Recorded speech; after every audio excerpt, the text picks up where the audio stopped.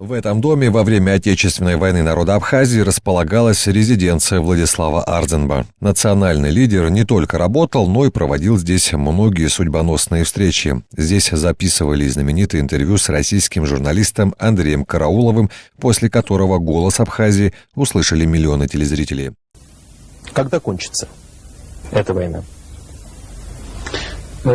Я думаю, для того, чтобы ответить на этот вопрос, необходимо ответить на вопрос о том, почему она началась здесь, в Абхазии. После войны здание пришло в упадок. В ноябре президент Бадрагунба выкупил дом у частных лиц и передал Гудаутскому музею Отечественной войны народа Абхазии.